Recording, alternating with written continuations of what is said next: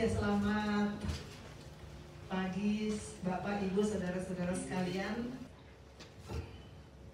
Ya, hari ini 16 Juli, yang situ belum muncul ya. Kita kembali mendengar firman, dan sepertinya agak sepi ya hari ini karena sebagian jemaat dari kita sedang berada di Bali. Tadi sudah diumumkan oleh PDM Mika ada ibadah sekarang. Puji Tuhan, Gesim Bali sudah mulai beraktivitas, dan kita doakan terus agar apa yang Tuhan mulai akan terus Tuhan pimpin. Ya, saya akan membawakan firman masih sama dengan yang dua sebelumnya. This is our destiny in life. Ini says part 1, ini pada tanggal 11 Juni. Kemudian part yang kedua pada tanggal 18 Juni. Dan sekarang Juli 16 kita akan masuk dalam part yang ketiga. Jesus is our destiny of life. Dan dalam part yang ketiga ini saya sebetulnya hanya akan bicara sedikit. Yang lebih banyak bicara murid-murid saya, karena antara lain karena hari ini hari terakhir untuk mereka hadir di sini IP-nya 52. Jadi minggu depan Abang Togu Ganteng sudah di Lampung. Kemudian Kakak Ming ada di Surabaya. Kakak Sally ada di Tangerang, Cengkareng ya. Dan jadi kita terakhir bertemu dengan mereka pada kesempatan ini. Jadi mereka semua puji Tuhan, begitu berapi-api ingin menyampaikan apa yang sudah mereka dapat dari Tuhan. Karena itu hari ini saya bicara nggak banyak, yang banyak bicara murid-murid saya. Ya, kita akan sama-sama mendeklarasikan nats pembimbing yang sudah tadi di awal disampaikan. Kita berdiri, kita hormati firman, kita baca bersama-sama 1 Korintus 9 ayat 24, 1, 2, 3. Tidak tahukah kamu bahwa dalam gelanggang pertandingan semua peserta berlari, tetapi bahwa hanya satu orang saja yang mendapat hadiah.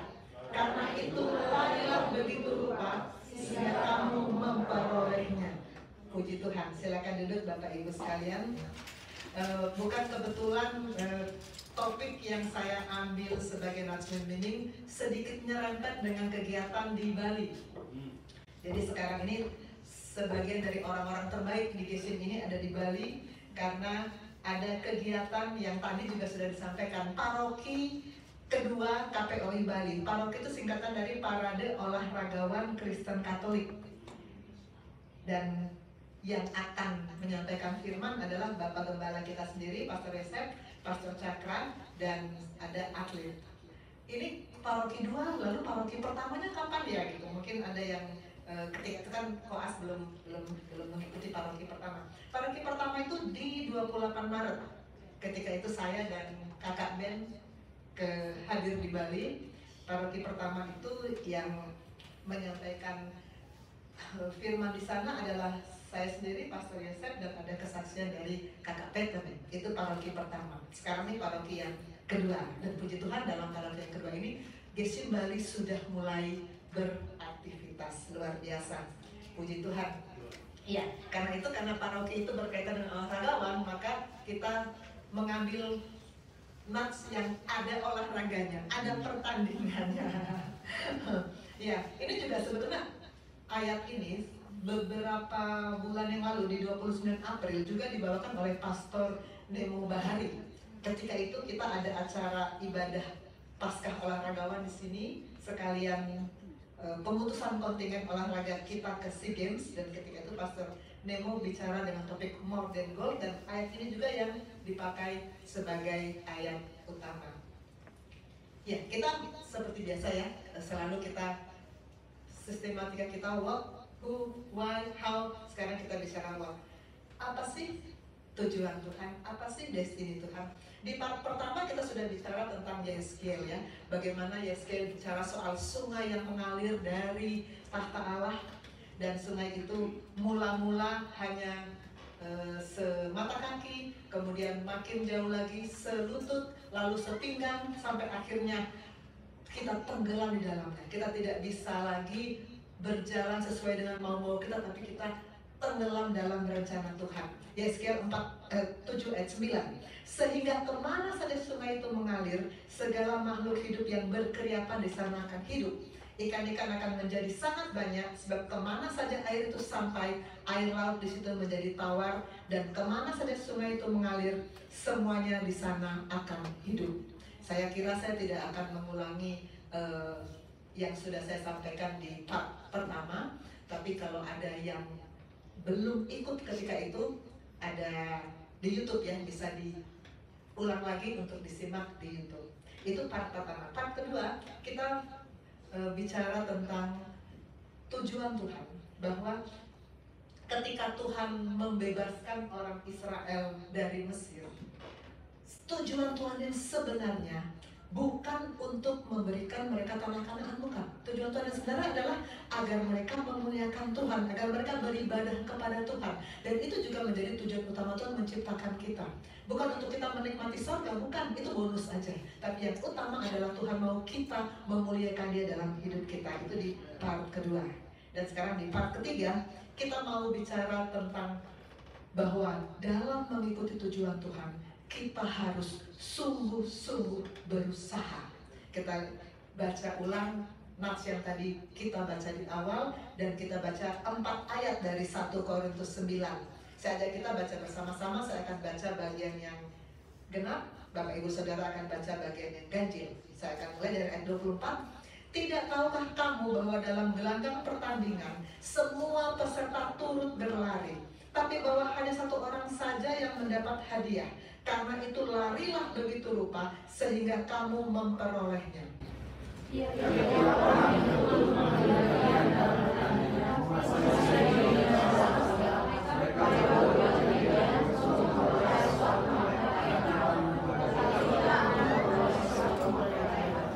Sebab itu aku tidak berlari tanpa tujuan, dan aku bukan petinju yang sembarangan saja memukul.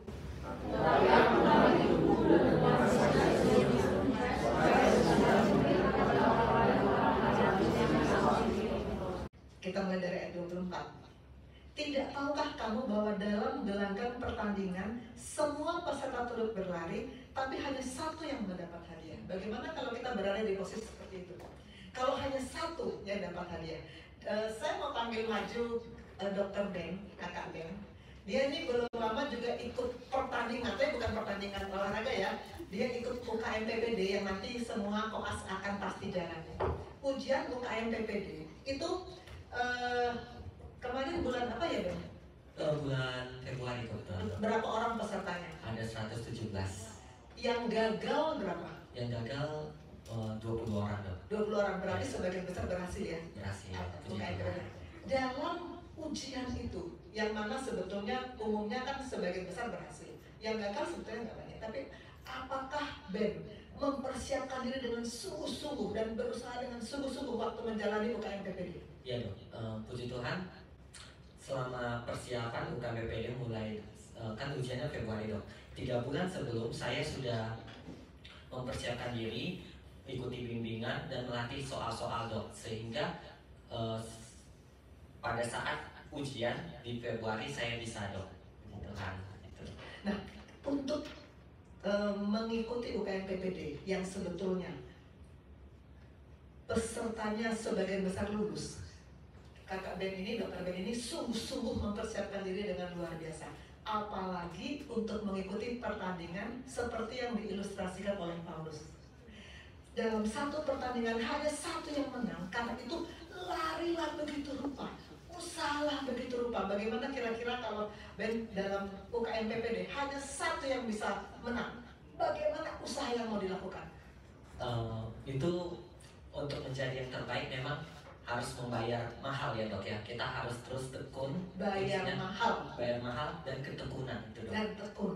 Jadi itu yang harus kita dapatkan dari firman ini, bahwa untuk ikut Tuhan, untuk bisa mencapai tujuan Tuhan, kita nggak bisa biasa-biasa saja.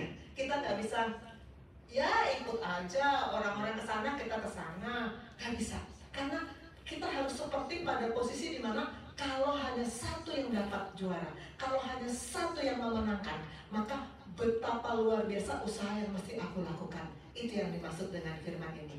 Amin, puji Tuhan. Terima kasih Kakak Ben, silahkan. Saya akan lanjut ayat berikutnya 25. Tiap-tiap orang yang turut mengambil bagian dalam pertandingan menguasai dirinya dalam segala hal. Mereka berbuat demikian untuk memperoleh suatu mahkota yang fana, tapi kita untuk mahkota yang abadi. Saya mau lingkari kata-kata menguasai diri.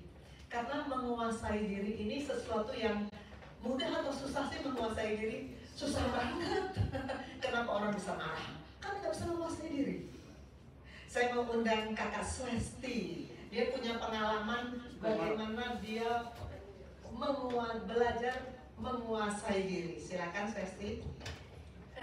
Ya, shalom, selamat pagi semuanya. Ya, jadi kalau berbicara soal menguasai diri, mungkin kita semua pastinya berlatih untuk menguasai diri, dan itu sebenarnya yang paling sulit ya dok. Selain taat adalah menguasai diri. Karena kita kan manusia yang penuh kedagingan, jadi memang seringkali dicobai adalah kedagingan kita. Kalau saya sendiri selama berjalan stase, pastinya karena sering ketemu sama banyak orang, banyak tipe orang, ada yang asik untuk diajak kerjasama, tapi ada juga yang sulit diajak kerjasama. Apalagi koas kan paling penting kerjasama. Jadi ada beberapa kali, khususnya kemarin waktu saya stase bedah waktu itu di Tarakan, memang stasenya cukup sulit, dan kebetulan ada juga yang memang seperti mencobai karena memancing amarah, dan ternyata bukan hanya saya yang dipancing, sebagian besar teman-teman yang ada di stasiun juga dipancing amarahnya. Tapi puji Tuhan, karena waktu itu belajar juga tentang hubungan dengan Tuhan, jadi benar-benar mencoba untuk menguasai diri untuk tidak marah sama teman yang satu ini gitu. Lebih bisa mengendalikan diri. Karena roh Allah di dalam kita, maka kita bisa mengalahkan kedagingan kita. Amin, puji Tuhan. Menguasai diri. Jadi kalau tadi yang pertama berusaha sungguh-sungguh seperti kita dalam pertandingan hanya ada satu saja yang menang. Sekarang yang kedua, kita harus menguasai diri. Kita lanjut ayat 26. Sebab itu aku tidak berlari tanpa tujuan, dan aku bukan petinju yang sembarang saja memukul. Pastikan kita tidak berlari tanpa tujuan. Apapun yang kita lakukan, pastikan kita tahu tujuan Tuhan. Dan pastikan kita bukan seperti petinju yang sembarang saja memukul, tapi kita tahu tujuan Tuhan, sehingga kita bisa mencapai tujuan Tuhan. Ayat 27, tetapi aku melatih tubuhku dan menguasainya seluruhnya, supaya sesudah memberitakan Injil kepada orang lain, jangan aku sendiri ditolak. Kembali ada kata-kata menguasai. Saya punya teman yang pemarah, dan kalau saya bilang, padahal dia ngakunya udah lahir baru, udah dalam Tuhan, kenapa sih kamu masih aja marah? Dia bilang gini, memang aku udah dari sononya begitu. Dia sebut aku suku ini gitu kan. Ada suku yang memang kita tahu lah ya, gak pakai emosi. Kan aku suku itu, jadi ya wajar lah memang dari sononya. Tapi Firman bilang apa? Kita harus menguasai tubuh kita. Kenapa tubuh yang paling penting dikuasai? Karena tubuh saya penuh kedagingan. Roh itu kan katanya, roh memang penurut tapi daging lemah. Tubuh itu yang penuh daging. Karena itu tubuh itu yang terutama sekali mesti kita kendalikan, mesti kita kuasai, mesti kita arahkan pada apa yang Tuhan mau. Karena katanya begini, jangan sampai sesudah memberitakan Injil kepada orang lain, aku sendiri ditolak. Sudah memberitakan Injil loh, tapi ternyata ditolak. Jangan sangka kalau kita saya ajak ke pasien menyampaikan firman, jangan sangka kalau sudah sampaikan firman ke pasien nanti pasti diterima di kekekalan. Belum tentu. Karena firman Tuhan bilang begitu. Ini ayat yang pas Bapak Gembala sering kali bilang ya, Matius 7 ayat 27, 20 dan 23. Ini sering sekali diikuti oleh Bapak Gembala. Pada hari terakhir, orang akan berseru kepadaku, Tuhan, Tuhan, bukankah kami bernubuat demi namamu, mengusir setan demi namamu, mengadakan banyak mujizat demi namamu? Tapi apa jawab Tuhan ketika itu? Tapi aku berterus terang kepada mereka dan berkata, aku tidak tidak pernah mengenal kamu. Enyahlah daripadaku kamu sekalian pembuat kejahatan. Jangan sampai kita sendiri ditolak. Karena apa? Karena kita nggak bisa menguasai diri. Kita harus terus fokus dengan tujuan, dan kita harus menguasai diri, mengendalikan kedagingan kita, tundukkan kedagingan pada destiny Tuhan, supaya kita jangan ditolak nanti. Ya, kita masuk pada bagian kedua, how. Saya sudah sampaikan slide ini kemarin. Bagaimana untuk bisa mencapai tujuan Tuhan? Pertama, menyatu dengan Kristus, dan kedua, menyatu dengan pekerjaannya di bumi. Dan sekarang saya akan undang murid-murid saya untuk menyaksikan bagaimana mereka menyatu dengan Kristus. Yang pertama akan saya undang adalah Talia dan nanti kemudian Dona. Saya beberapa kali ditugaskan oleh Bapak Rohani untuk menyampaikan 4 hukum rohani. 4 hukum rohani untuk mengatakan, untuk mengajarkan bagaimana kita mengajak orang untuk mengenal kebenaran dan menerima Yesus sebagai juru selamat. Ya, kan? Di bagian 4 hukum rohani saya kira semua kita sudah hafal ya. Hukum yang pertama, Allah mengasihi manusia dan punya rencana yang indah dalam hidup manusia. Hukum yang kedua, manusia penuh dosa dan tidak bisa mengalami kasih dan rencana Allah itu. Hukum yang ketiga, Yesus datang menggantikan kita. Tapi hukum yang keempat mengatakan kita harus terima Yesus. Kalau tidak terima Yesus, maka kita tidak bisa, tetap nggak bisa mengalami kasih dan rencana Allah walaupun Yesus sudah mati untuk kita. Nah, saya bersuka cita bahwa semua murid-murid kelas IPD Koja yang masuk IPD Koja, kalau belum pernah menyatakan terima Yesus, mereka mau terima Yesus. Dan saya undang Talia untuk menceritakan bagaimana dia ketika merasakan menyatu dengan Kristus, dan terutama dia mendapatkan pemahaman baru tentang pengakuan dosa. Karena ketika kita menerima Yesus sebagai juru selamat, harus ada pengakuan dosa. Dan Talia sangat diberkati dengan sharing Bapak Rohani tentang pengakuan dosa. Silakan. Shalom semuanya. Perkenalkan, nama saya Gabriel Agnes Talia, panggilannya Talia. Saya dari Surabaya, IPD 52. Deg-degan ya? Pertama-tama saya mau berterima kasih ke Dr. Susan, karena saya waktu itu ingat pertama kali ada namanya pemuritan, di mana tuh ada Zoom dengan Dr. Susan. Waktu itu Dr. Susan tuh sempat tanya, kamu tahu nggak Alkitab pertama itu apa? Kitab pertama. Iya. Kitab pertama dalam kitab. Iya, kitab pertama dalam kitab itu apa? Terus saya jawab, tahu dokter. Terus dokter nggak nanya sampai situ aja. Selanjutnya apa? Maaf dokter, saya nggak tahu. Terus dokter kaget. Saya juga malu ya pasti. Terus kalau saya mau boleh jujur, saya baru download Alkitab tuh di IPD Koja juga sih. Luar biasa. Tapi kita kasih tepuk tangan dulu ya. Kalian mendownload Alkitab di HP-nya. Terus itu juga nanya dulu sama temen, ini gimana cara bukanya? Terus lalu kayak gimana ya, malu kan, jadi kayak ada keinginan untuk belajar. Terus waktu itu ada juga kalau di kita tuh ada namanya pelayanan ke pasien. Nah, walaupun sudah ada contoh kan sebelumnya kan ngeliatin teman sebelumnya tuh gimana, tapi kan juga saya nggak bisa gitu ya.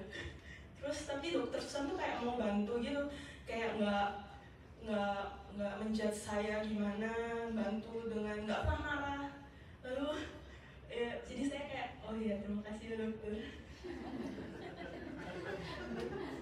Terus setelah itu dokter Susan juga memberi saya kesempatan ke CB3. Di sana saya ketemu Papi, Madre, Pastor Ola, Pastor Felix, dan yang lainnya. Lalu tuh saya tuh paling ingat dengan kata-kata Papi yang tentang hukum militer Romawi, di mana kalau ada prajuritnya yang membunuh jenderalnya, nanti itu dihukum, hukumannya tuh mayatnya dari jenderalnya diikatkan ke prajuritnya itu. Nah itu namanya tubuh maut. Nah seiring berjalannya waktu kan pasti tubuh itu akan membusuk kan. Nah, pasti orang akan merasa gelisah, bingung gimana. Nah, itu seperti kita kepada dosa. Kita kepada dosa kita tuh juga pasti kita akan gelisah, ketakutan akan dosa kita ketahuan dengan orang lain. Nah, gimana sih sebenarnya itu cara kita untuk kita mengakui dosa kita itu dengan cara sebenarnya gampang, tapi dengan pengakuan. Tapi selama ini kan kita cuma minta ampun aja, tapi bukan mengakui kesalahan kita. Nah, jadi itu kayak di sini tuh kayak jadi saya belajar kalau kita tuh harus mengakui kita salah. Jadi itulah yang Tuhan inginkan. Seperti pada ayat di 1 Yohanes 1 ayat 9 di mana jika kita mengaku dosa kita maka Ia adalah setia dan adil sehingga Ia akan mengampuni segala dosa kita dan menyucikan kita dari segala kejahatan. Nah itu kan sepertinya pengakuan yang ditekankan di dalam situ. Nah jadi sekarang tuh saya udah ngerti kalau Tuhan itu memiliki rencana pada hidup saya dan saya mau jalan pada rencana Tuhan. Demikian kesaksian saya. Terima kasih. Pasti deg-degan. Ya, terima kasih saya, puji Tuhan. Memang buat kita anak-anak Tuhan ya gampang sekali kan berdoa setiap hari, berdoa minta ampun, Tuhan ampunilah kami, Tuhan ampunilah kami. Yang Tuhan mau bukan permintaan ampun itu, yang terutama Tuhan mau pengakuan dosa. Kita mengakui apa sih yang kita lakukan, dengan demikian kita menyadari itu salah dan kita tentu tidak ulangi lagi. Puji Tuhan. Kita lanjut yang kedua tadi, Dona, mana Dona? Ayo silakan.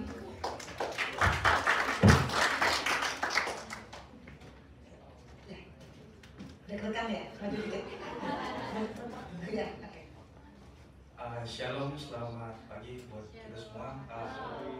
Perkenalkan, nama saya Dona Pertandianan, asal dari Toraja, tapi lahir besar di Papua, di Merauke, sampai SMA kan. Jadi mungkin kalau nanti saya cerita ada aksen dari timur, mohon maaf. Pertama saya mau cerita mundur sedikit dulu ke bulan Maret, di mana tepat di minggu ke-7 ya, ibu saya dipanggil sama Tuhan. Jadi di situ saya kecewa, marah sama Tuhan. Saya bilang, kenapa ibu saya dipanggil? Saya kan seorang hamba Tuhan juga, seorang majelis ya, penatua. Dia melayani Tuhan, tapi kenapa Tuhan panggil begitu cepat? Setelah itu setelah itu saya pulang, saya cuti 2 minggu, saya balik lagi ke Bogor di FMC, terus ternyata saya harus prolong selama 2 minggu. Di minggu ke-9 itu pembagian stase keluar. Untuk stase selanjutnya nama saya keluar di IPD Cengkareng. Tapi saya tidak bisa melanjutkan situ karena saya harus prolong dulu selama 2 minggu. Setelah saya menjalani prolong kan saya harus menunggu lagi nih 5 minggu untuk dapat stase selanjutnya. Di masa saya kosong itu 5 minggu, saya marah. Saya bilang, apa sih saya berdoa sama Tuhan lain? Setiap hari berdoa, mau tidur, mau bangun, saya bilang kasih kesehatan buat orang tua saya, adik-adik saya, tapi sama aja Tuhan tetap panggil nama saya gitu. Tapi sering berjalan waktu, masuk minggu ke-4, saya menunggu pembagian stase keluar. Stase keluar, saya dapat di PD Koja. Terus saya belum berpikir tuh kalau mungkin Tuhan, saya belum berpikir Tuhan mungkin mau reposisi saya nih karena udah mulai keluar dari jalurnya. Masuk minggu ke-4 di PD Koja, saya mulai memahami, mulai datang gereja ke Gesim bersama Dr. Susan. Terus masuk di minggu ke-6, Dr. Susan ajak saya visit dengan teman-teman dan dengan Togo sama Filbert. Terus Dr. Susan bilang, kamu ingat nggak waktu saya pernah cerita ada seorang pasien yang dia merespon kejadian yang terjadi sama dirinya, penyakit yang diderita itu, dia marah juga sama Tuhan, sama kayak kamu. Yang perlu kamu ingat itu merespon kejadian yang terjadi dalam kehidupan kita itu nggak selamanya harus marah, tapi coba kamu ikut dengan Tuhan, maksudnya respon kalau kamu cari Tuhan, jangan kamu meninggalkan Tuhan. Karena kita hidup dengan Tuhan memang belum tentu enak, tapi kita hidup di luar Tuhan sudah pasti jauh lebih susah. Jadi mungkin itu untuk perjalanan saya masuk di Pedagoja. Terus kalau yang di Pondok Cabe, yang saya rasakan itu sebenarnya hidup yang buat kita bisa merasakan perjumpaan dengan Tuhan itu bukan apa-apa, tapi kita harus lahir baru. Kita tinggalkan semua dosa-dosa kita, hal-hal buruk yang sudah kita lakukan, dan benar saya bisa rasakan perjumpaan dengan Tuhan dari bulan Maret sampai ini bulan Juli saya selalu berharap buat mimpi ketemu Mama, tapi tidak pernah. Baru setelah balik dari Pondok Cabe baru saya mimpi, saya sebelum tidur saya berdoa mau ketemu dengan Mama, tapi baru 2 minggu lalu Tuhan kabulkan itu, jadi saya ketemu Mama di mimpi. Terus yang terkhusus sama terima kasih buat keterusan karena saya boleh ke Pondok Cabe, dan biasanya anak laki-laki itu ada gengsi buat menyampaikan terima kasih, sayang sama orang tua. Terima kasih untuk keterusan, dan terkhusus juga buat papi, terutama Madre ya, yang sudah buat saya merasakan kasih sayang seorang ibu yang mungkin dari bulan Maret saya sudah kehilangannya dan sudah boleh merasakan lagi. Terima kasih banyak. Semoga Tuhan Yesus memberkati kita semua.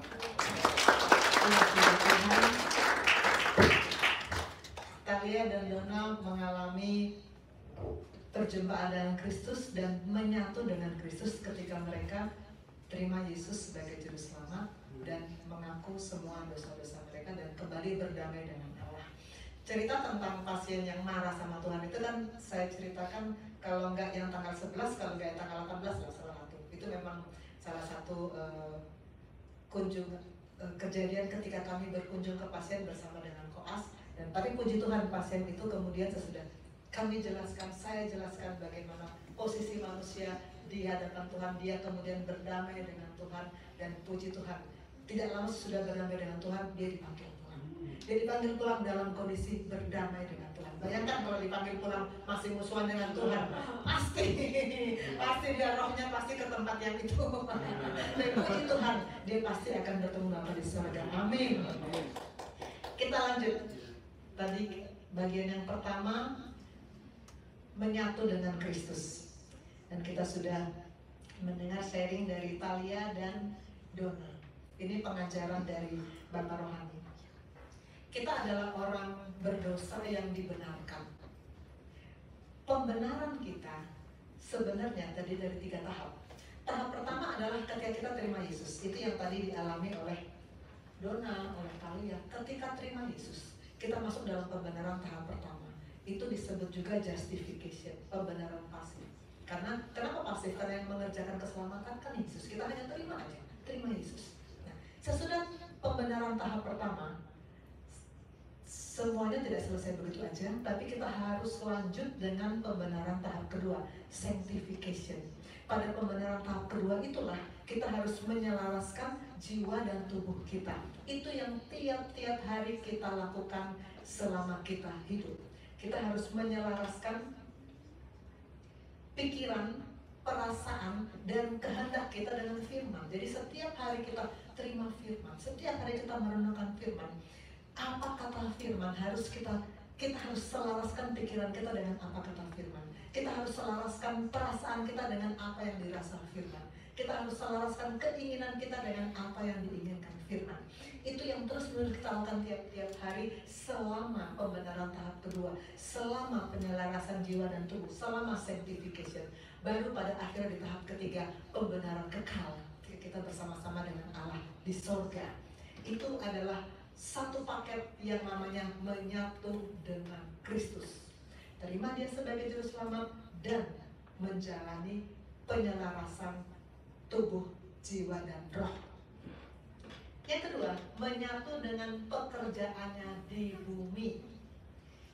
saya tampilkan Efesus 2 ayat 10. Ini salah satu ayat kesukaan saya. Karena kita ini buatan Allah, diciptakan dalam Kristus Yesus. Ketika kita diciptakan ulang dalam Kristus Yesus, kita menyatu dengan Kristus. Tapi ada tujuannya, untuk melakukan pekerjaan baik. Pekerjaan baik menurut siapa? Bukan menurut sudut pandang kita, tapi yang dipersiapkan Allah sebelumnya. Allah sudah menyiapkan kita untuk melakukan apa. Allah sudah menyiapkan dan Dia mau kita hidup di dalamnya. Dan untuk topik ini saya akan panggil nanti dua murid saya. Pertama Sally dan kedua Ming, untuk men-sharingkan bagaimana mereka mengalami menyatu dengan pekerjaan Allah di bumi. Sally, silahkan. Shalom Bapak Ibu semuanya. Perkenalkan, saya Shalom Lasmana. Saya salah satu murid Dr. Susan di IPD Koja 52. Pada kesempatan ini saya ingin cerita satu pengalaman yang paling berkesan buat saya selama saya ada di IPD Koja. Jadi saya ingin bercerita tentang pelayanan pasien yang emang rutin kami lakukan bersama Dr. Susan dan juga koas, di mana kita tuh datang ke pasien, kita membacakan firman Tuhan dan juga kita berdoa. Satu kali saya sedang bertugas menemani Dr. Susan pada waktu itu, siang hari kita sudah selesai visit, lalu tiba-tiba dokter waktu itu bilang sama saya, ayo kita lakukan pelayanan pasien sekarang. Saya di situ kaget karena nggak ada persiapan sama sekali, mendadak banget. Dan waktu itu Kak Tere dan Kak Togu itu lagi ke Pondok Cabe, jadi nggak ada di rumah sakit. Dan yang lain tuh lagi visit, jadi benar-benar cuma ada saya sama ada Kak Talia. Waktu itu dokter tuh bilang ke saya minta dikumpulin nama-nama pasiennya. Saya di situ nggak protes, saya ya udah jalanin aja gitu ya. Tapi sepanjang jalan di lorong rumah sakit, saya ngumpulin nama-nama pasien itu saya sambil mikir, aduh nanti saya mau ngomong apa ke pasien, saya nggak punya pengalaman sama sekali, terus saya juga bingung. Akhirnya setelah kita selesai kumpulin nama-nama, kita kumpul ya dokter ya. Kita kumpul, terus dokter waktu itu tanya ke saya, mau bagiin firman Tuhan apa. Terus waktu itu saya ambil satu ayat dari Filipi 4 ayat 13. Ayat ini saya ambil karena sangat terkenal ya di kalangan koas, selalu dipakai ayatnya yang sama berulang-ulang. Tapi selain itu juga ayat ini tuh berbicara sama saya. Isinya, segala perkara dapat kutanggung di dalam Dia yang memberi kekuatan kepadaku. Di situ dalam kondisi saya lagi deg-degan, saya merasa ayat ini memberikan kekuatan bahwa Tuhan itu menolong kita dalam segala perkara yang akan kita lakukan.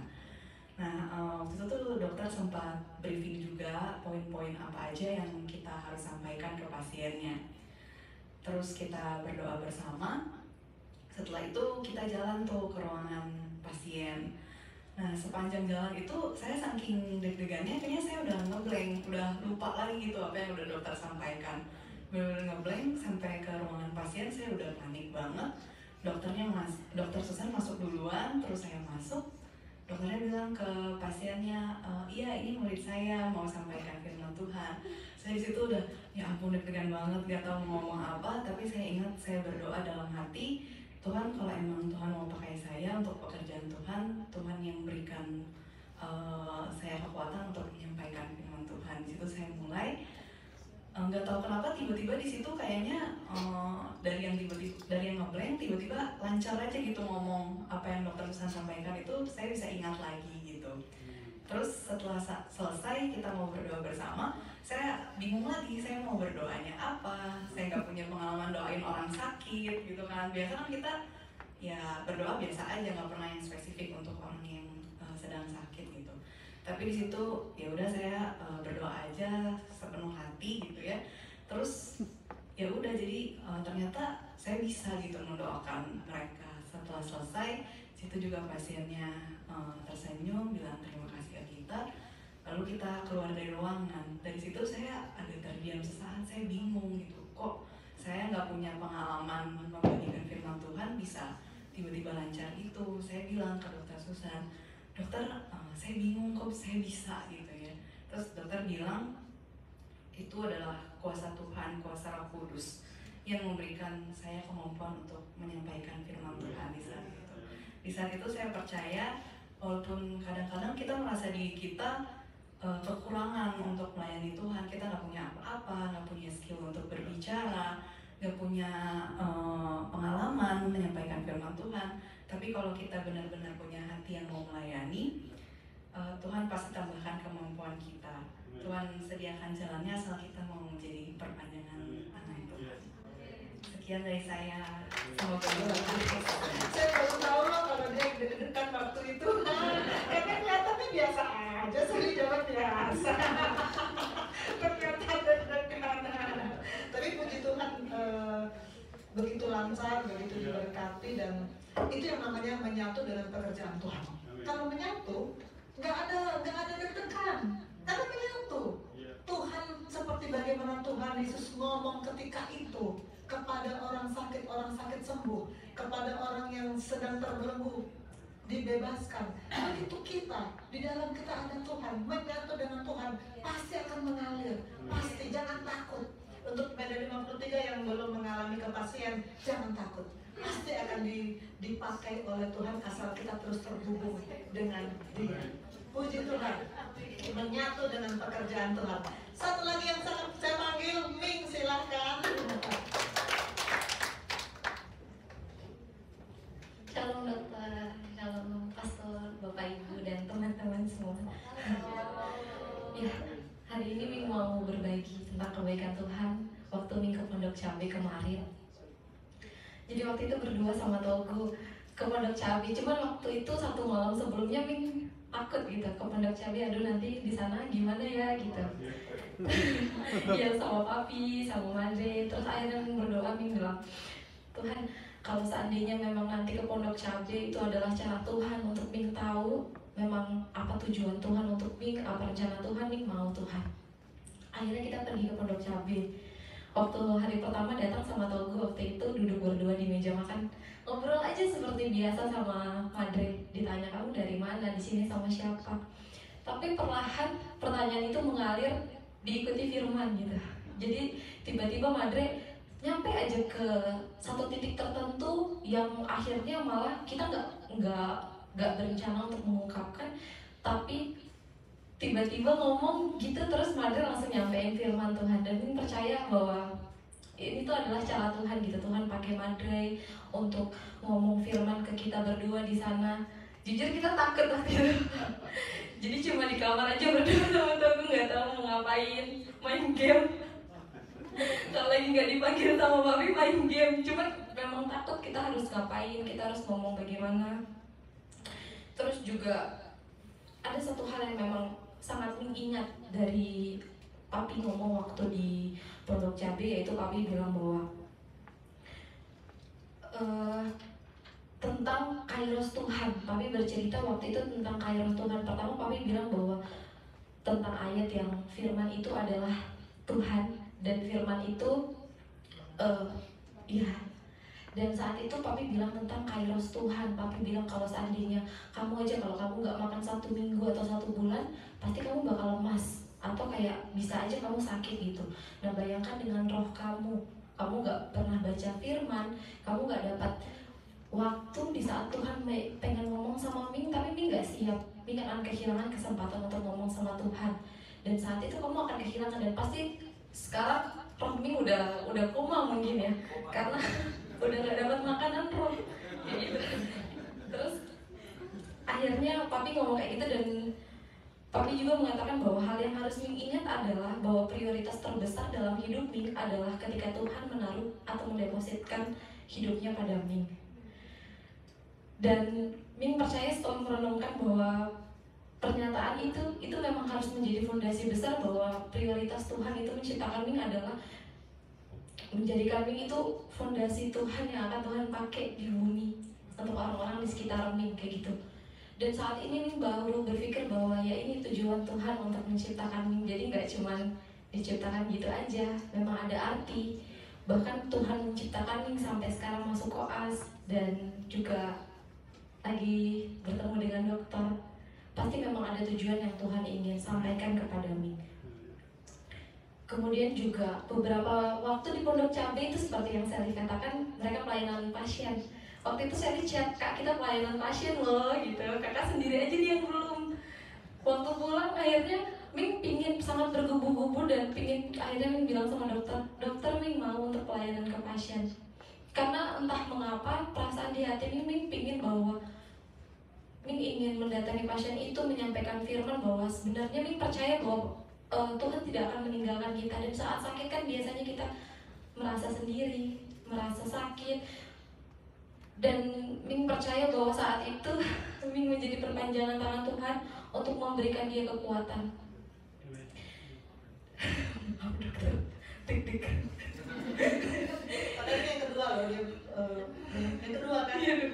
Masih deg-degan. Terus juga ada satu hal yang sangat ingin Ming sampaikan bahwa Ming sering sekali sebelum berada di PD Koja, Ming selalu berdoa sama Tuhan, Tuhan tolong kabulin keinginan Ming yang ini, Tuhan tolong kabulkan keinginan Ming yang itu. Padahal dari khotbah dokter yang pertama, dokter bilang bahwa kita tuh harus berdoa, bilang sama Tuhan, Tuhan gimana sih? Kita selanjutnya kemana? Tujuan apa yang harus kita lakukan? Bertanya sama Tuhan, bukan malah meminta kepada Tuhan untuk mengabulkan tujuan kita. Dan satu hal terakhir yang sangat mohon maaf.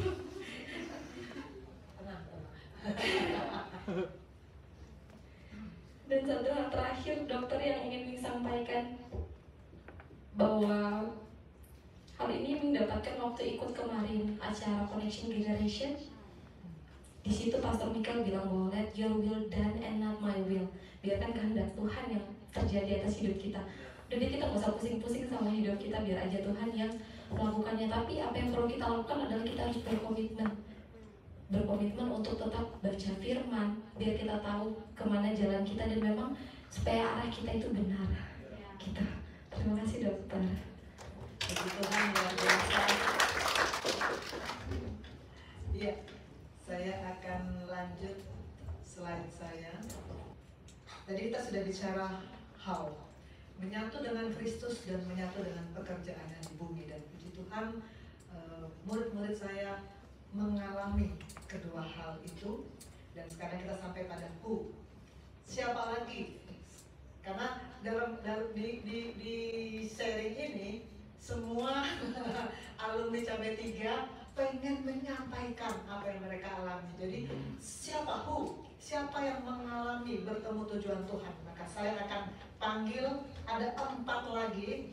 Pertama Chris, kedua Michelle, ketiga Gary, dan keempat Toku. Semua ingin menyampaikan apa yang mereka alami. Shalom semuanya. Saya Christian, anggota IPI juga yang ke-52. Hari ini ingin kesaksian tentang bagaimana saya menemukan dan mengerti tujuan Tuhan yang Tuhan telah tetapkan di kehidupan saya. Jadi ini saya dapatkan dari hasil permodulan ya, karena banyak ya pelajaran yang bisa diambil dari pemulihan, permodulan. Tapi kalau permodulan kan kita harus serius ya, karena kan kalau pastorio tuh suka nanya-nanya, jadi kita harus serius. Kan walaupun ngantuk gitu kan, tapi kita harus serius. Tiba-tiba dipanggil, di-prank gitu kan. Jadi balik ya, sebelum saya masuk sini, atau bahkan minggu-minggu pertama saya masuk sini, saya tuh masih sering ngeraguin Tuhan. Jadi saya tuh sering bertanya kepada Tuhan. Jadi pas saya masuk IPD Koja ini, saya tanya kepada Tuhan, kenapa sih saya dimasukin di sini? Gitu kan. Saya depresi seharian, makanya saya kurus. Depresi seharian saya. Waktu nama saya keluar Christian Stefanus IPD Koja, aduh, udah depresi saya. Makanya kurus ya. Iya, makanya kurus ya. Sering depresi kalau sering keluar. Christian ini kalau jalan sama Dona, saya bilang 7 tahun kelaparan, 7 tahun menerima. Bahkan mau masuk ke dokteran pun, saya itu masuk tuh paling benar-benar terakhir, sampai saya itu nggak ikut ospek karena saya itu masih ragu gitu. Tapi setelah saya ikuti permodulan, saya mulai ngerti gitu, bahwa bahkan saya itu sekarang kalau misalkan saya nggak masuk ke dokteran, saya masuk mana ya? Jadi sudah yang bertanya-tanya kembali gitu ya.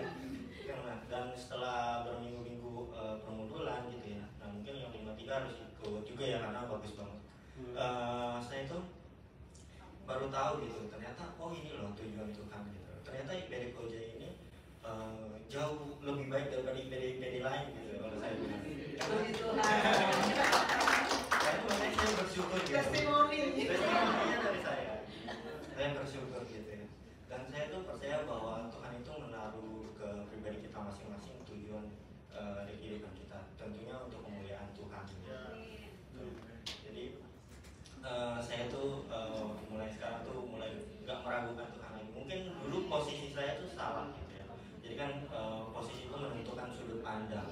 Jadi mungkin posisi saya itu bertentangan dengan Tuhan sehingga Bukan mungkin. iya.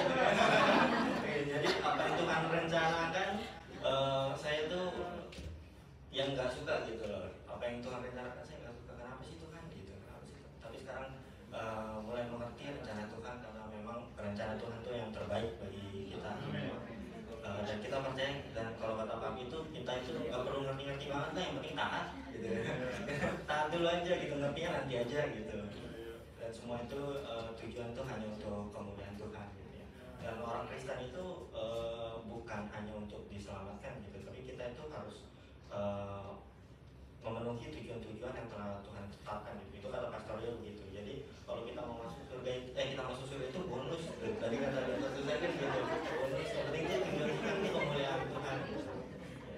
Jadi terima kasih saya sudah bisa bergabung di sini di Koja ini karena saya sangat bersyukur. Kalau saya nggak di sini, saya di mana gitu ya. Saya di sini udah paling terbaik lah. Terima kasih kepada Dr. Susan juga sudah mengajak kita semua bergabung di sini. Sekian dari saya, terima kasih. Saya di forensik Semarang, Dokter. Wah, akan mendengarkan kita juga ya bersama dengan Ming, Togu. Oke, ya kita beri kemuliaan untuk Tuhan. Berikutnya Michelle, silakan. Di grup ini Ambon langka. Kalau grup sebelumnya kan Ambon semua. Ini yang langka itu ini. Shalom dokter, pastor, dan bapak ibu saudara sekalian. Perkenalkan, saya Michelle Tanian. Saya asalnya dari Ambon. Saya IPD 52. Pertama saya mengucapkan terima kasih terlebih dahulu untuk dokter atas kesempatan yang telah diberikan hari ini untuk sharing sedikit. Cerita dulu dari awal itu saya di Semarang bersama Felix sama Giri hari itu. Kemudian kita lihat pengumuman stase, terus stase yang keluar itu stase mayor. Nanti kita bertiga tuh masih kaget kayak, udah mayor aja nih. Terus dapatnya IPD gitu. Pas ditanya IPD mana? IPD Koja. Nah terus kating-kating teman-teman sudah bilang tendirannya tuh gini gitu. Jadi bikin takut gitu kayak, aduh mau masuk atau mau masuk atau enggak? Ya udah langsung masuk aja. Pas masuk memang minggu awal berat sih karena memang mayor pertama ya. Terus pas minggu kedua tuh dapat kesempatan dari dokter ada pemuritan. Di situ juga masih deg-degan sebenarnya, takut ditanya-tanya gitu. Nah pas dapat pemuritan ternyata beda, jadi pikirannya tuh jadi kayak di reposisi gitu kayak dokter Susah hari itu yang saya dapat itu dokter bilang kamu sudah menerima Tuhan, jadi untuk kamu itu dia sudah lahir baru dan masih bayi roh. Jadi apakah kamu sudah setiap hari beri makan gitu? Saya pikir beri makan. Saya pikir dokter bilang iya sama seperti jasmani kamu yang harus diberi makan 3 kali. Mas kalau kamu nggak diberi makan nanti lama-lama pasti mati. Jadi makanan roh kamu itu harusnya firman gitu. Jadi firman kita harus baca setiap hari, bukan cuma 1 minggu sekali di gereja gitu. Ya sudah. Setelah situ saya berpikir oh iya ya ternyata begitu. Dan juga dokter berbicara bahwa kalau misalnya manusia hubungannya terputus dengan Tuhan, maka kita itu merupakan debu tanah. Dan debu tanah ini sendiri merupakan makanan bagi ular ya. Kita merupakan sasaran bagi iblis. Sehingga kalau misalnya hubungan saya terputus dengan Tuhan, otomatis saya itu lebih mudah dicobai oleh iblis. Nah dari situ saya merasa oh jadi mungkin saya di IPD Koja ini karena mungkin Tuhan ingin saya untuk membangun hubungan lagi dengan Tuhan gitu, lebih dekat lagi. Mungkin Oh ya pasti. Nah selanjutnya setelah itu di Pondok Cabe 3 ya. Nah cerita sedikit kalau yang di Pondok Cabe 3 itu saya merasa seperti keluarga. Jadi dia sambut banget sama pastor, sama Madre, Papi, Pastor Ola, ada Pastor Jerry juga, ada Pastor Felix. Kak Gilang, Kak Joshua, sama Tante Shana sama Om Fritz juga hari itu dan Kak Jenny. Bahkan sempat juga dirayain ulang tahun di sana. Iya, jadi bersyukur banget dapat keluarga baru di sana. Dan juga diajarkan bahwa dari Pastorio, kalau sama Pastorio tuh harus serius bener kata Chris. Jadi serius, harus serius. Jadi serius bahwa dijelaskan bahwa sebenarnya manusia itu dibuat dengan dua unsur, yaitu ada nafas hidup dan debu tanah. Di mana nafas hidup ini Tuhan berikan itu secara terus menerus, yaitu wahipa. Dan kalau misalnya secara terus menerus, otomatis itu harus ada hubungan dengan Tuhan. Dimana kalau misalnya hubungan kita terputus dengan Tuhan, otomatis apa yang Tuhan ingin buat di hidup kita itu kita tidak dapatkan. Oleh karena itu kita harus bangun hubungan dengan Tuhan. Dan saya percaya kalau misalnya kita sudah di dalam Tuhan, maka rencana Tuhan kita di dalamnya ikut mengalir seperti kata dokter dan ikut tenggelam di dalamnya, maka untuk kehidupan keinginan daging kita itu otomatis kita akan lupakan, akan lepaskan, dan kita akan terus masuk ke dalam Tuhan lebih lagi, dipakai secara untuk fungsi kita yang terhubung dengan Tuhan sebagai sumbernya itu akan lebih maksimal lagi, dokter. Dan kalau misalnya kita berada di dalam Tuhan, seperti kata Mr. Felix, Tuhan itu akan membimbing kita di dalam suatu kemuliaan ke kemuliaan lainnya, bukan suatu kemunduran. Dan pada saat Tuhan orang lain melihat kita, maka mereka tuh akan melihat Tuhan di dalam kita. Sekian dari saya. Yang ketiga, Gary, silakan Gary. Sebetulnya Gary ini waktu pertama kali ketemu saya di Komunitan, saya agak merasa seperti kurang respon. Tapi kemudian dalam komsel dia memberi kesaksian yang luar biasa. Kita semua kaget ya, kita semua kaget kesaksian Gary luar biasa. Dan untuk hadir di komsel itu dia bahkan sampai tukang jaga ya. Saya baru diberitahu belakangan, aduh luar biasa, memang pekerjaan Roh Kudus luar biasa. Silakan Gary. Ya, selamat shalom, selamat. Gugup ya, gugup. Saya Francis Giri Atmaja, asalnya dari Pontianak di PD 52. Kemudian yang pertama saya ingin terima kasih dulu kepada Tuhan Yesus sudah mengizinkan saya untuk bertemu keluarga Casey, kepada Dr. Susan, dan mengizinkan juga ke Pondok Cabai dari Dr. Susan. Respect dulu pas yang tukaran jaga itu. Nah, sebelum tukaran jaga itu saya mau nggak salah hidup putranya Dr. Edi atau Dr. Hendra gitu. Nah, pas nunggu lift, saya tiba-tiba random aja baca renungan Dr. Susan, yang mana bunyinya itu kurang lebihnya jika suatu hari ada kehendak Tuhan dan ada harus untuk mengerti maksud dari Tuhan itu waktunya sekarang. Itu saya nggak bingung apa itu yang sekarang itu apa. Nah, keesokan harinya saya baca lagi. Jujur saya bukan orang yang setiap hari membaca renungan, tetapi saya suka scroll bolak-balik renungannya tiap hari itu. Nah, dari situ ditegur lagi dari Tuhan. Seumpama apabila seorang petani diberi panen namun tidak digunakan dengan baik, maka itu bodoh bukan? Nah, saya juga masih belum respon, ya sudah lah. Gitu. Terus diingatkan lagi, Tuhan itu menggunakan Anda berdasarkan porsi Anda, bukan porsinya Dia. Dari situ saya mengerti. Maka dari situ saya akan pas saya ditanya, Tuhan bilang siapa yang mau cabai, saya bilang saya mau daftar. Makanya pas sharing itu saya bilang ke Togu, IGD katanya. Enggak, saya nggak mau IGD, saya harus saksinya hari Kamis terkomsel. Ada Togu saya itu saksinya.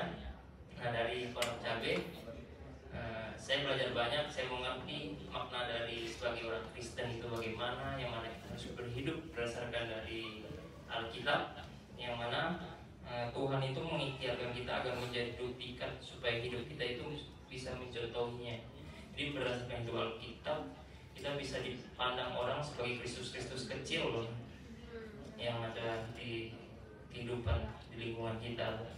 Nah, dari situ berdasarkan Alkitab kita membaca Alkitab tidak hanya sekedar membaca, hanya mendapatkan logosnya saja, tidak hanya sebagai pengetahuan, tapi apa yang kita bacakan harus kita ingat supaya kita mendapatkan tema itu. ketika kita mendapatkan tema dari maksud dari ayat-ayat setiap dari Alkitab itu betapa sejuknya ketika kalian bisa mendapatkan tema dan maksud dari Tuhan itu. Nah, sekarang dari setelah semua yang saya ceritakan, sekarang pas di Pondok Cabe Pastor Rio bilang, sekarang tergantung pilihan si Gary katanya. Sebagai contoh, daging kita beri makan, jasmani Anda sehat. Sekarang mau membaca Alkitab, roh Anda juga akan menjadi sehat. Sekarang itu tergantung pilihan saya sendiri, Gary sendiri, kata Pastor Rio. Kalau malas untuk memberi makan roh, ya sudah, akan mudah diguncangkan oleh iblis, dan saya tidak mau itu terjadi. Nah, dari kejadian itu saya beberapa hari yang lalu menemukan juga ayat Yesaya 40 ayat 29, dia memberi kekuatan kepada yang lemah dan menambah semangat kepada yang lemah. Nah, dari situ saya selalu ingin mengandalkan Tuhan, karena setitik rendah apapun kita, sejatuh-jatuh apapun, Tuhan pasti ada. Tergantung kita mau meresponnya, apakah kita ingin membuka celahnya ya di dalam hidup kita.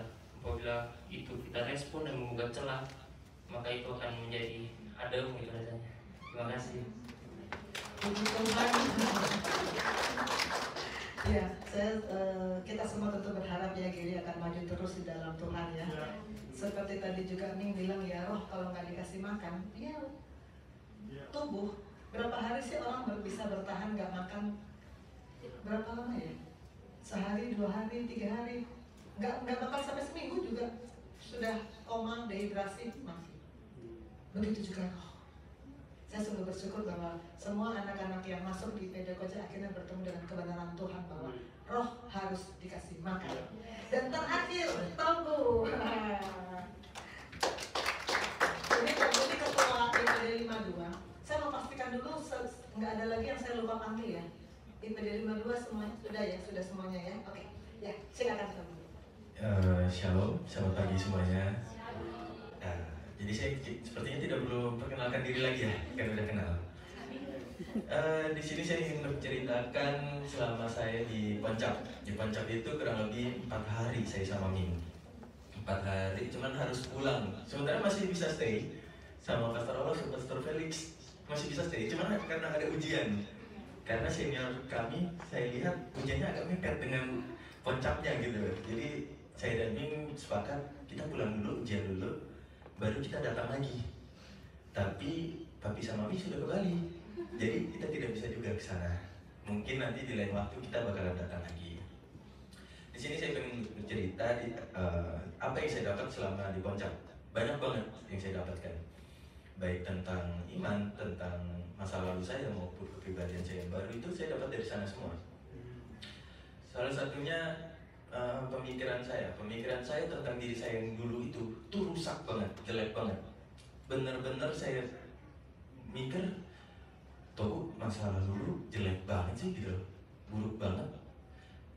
Waktu itu saya tidak berani bercerita ke siapa-siapa, bahkan ke Tuhan saja saya tidak cerita gitu tentang masa lalu saya. Tapi pada waktu itu di hari ketiga saya duduk dengan Madre, Ming akhirnya datang nyusul, ceritalah tentang masa lalu saya seperti ini. Dan saya kaget jawabannya Madre bilang ke saya kalau Toku kamu gak, itu pikiran masa lalumu. Dan akhirnya Papi juga datang. Papi bilang, dulu saya pernah melewatin itu. Yang saya lihat dan saya dengar, kamu itu bukan orang jahat, kamu orang baik. Bisa bayangin gak? Pemikiran yang bertahun-tahun sudah melekat, sudah meracuni di otaknya saya, itu tuh dipatahkan oleh Papi. Bapak kerohanian, Bapak Lu Gembalanya langsung bilang ke saya. Kaget, benar-benar kaget. Tapi ya lega, jujur aja lega banget dengarnya. Jadi benar-benar kayak pemikiran itu tidak apa-apa ada, karena itu adalah ceritanya saya di masa lalu. Tapi saya harus membuild bagaimana cerita ke depannya buat saya sendiri. Itu yang saya tahu. Jadi saya juga ada cerita sedikit kalau papi sama Madre ada cerita tentang dosa warisan. Nah, yang saya dapatkan dosa warisan. Diceritakan dosa warisan itu terus akan turun kepada turun-temurunnya. Bapak Abraham salah satu tokoh Alkitab yang mematahkan dosa warisan. Dengan apa? Hidup di dalam firman Allah dan juga punya iman. Itulah yang saya dapatkan. Saya harus hidup di dalam firman Allah dan juga saya harus punya iman. Makanya saya bisa memutuskan dosa warisan dan juga saya bisa mendapatkan hidup yang lebih baik lagi untuk kedepannya, untuk jadi cerita yang lebih baik lagi. Saya ada sedikit cerita juga tentang dosa warisan ini, sedikit jokes. Saya percaya teman-teman dan juga jemaat GSIM pasti pernah dengar. Tahu kan kenapa kalau perempuan, wanita, tapi jangan judge ya, wanita atau perempuan kalau ditanya makan di mana, jawabnya terserah, tahu kan? Karena pertama kali mereka menentukan makan apa, manusia jatuh ke dalam dosa, gitu. Mohon maaf, itu hanya jokes saja, itu hanya bercanda saja. Itu maksudnya itu salah satu contoh dari dosa warisan yang dulu. Pada akhirnya kan di sini wanita-wanita di sini pasti bisa memilih mau makan apa. Pasti kita nggak minta apa loh. Di sini banyak yang berubah dalam hidupnya saya, terutama juga dalam doanya saya. Doa saya dulu, saya berdoa bilang, Tuhan, saya tidak ingin kena masalah. Tuhan, saya tidak ingin kena rintangan. Tuhan, saya ingin hidup damai, adem ayem aja, tidak ingin merasakan apa-apa. Tapi semakin di sini doa saya berubah. Doa saya berubah, Tuhan, saya minta kekuatan. Tuhan, berikan saya kesulitan untuk saya mendapat jadi kuat. Tuhan, saya minta kebijaksanaan. Tuhan, berikan saya masalah, makanya saya bisa dapat kebijaksanaan itu. Tuhan, saya minta cinta dan kasih. Tuhan, berikan orang-orang bermasalah yang saya tolong. Itu yang saya dapatkan dan saya alami selama ini. Mungkin hanya itu saja. Terima kasih. Luar biasa Tuhan. Jadi sekarang doa ketika kita masih bayi rohani, itu isinya kan permintaan semua. Tuhan, aku mau ujian, tolong dia lulus. Tuhan, aku mau ke sana, tolong dia sampai dengan selamat. Itu semuanya kan permintaan itu bagi rohani. Tapi sesudah kita dewasa rohani, doa kita adalah mendeklarasikan firman. Berdiri di atas firman, deklarasikan firman. Karena Tuhan mengabulkan permintaan kita menurut firman-Nya, bukan menurut mau kita. Jadi saya suruh bersukacita dengan anak-anak rohani saya yang bukan hanya semakin bertambah dalam ilmu kedokteran, tapi juga semakin bertambah dalam firman. Dan saya percaya ke depannya kalian, dimanapun Tuhan tempatkan, kalian akan tetap bisa menyatu dengan Kristus dan menyatu dengan pekerjaan Kristus. Amin. Saya akan masuk dengan kesimpulan.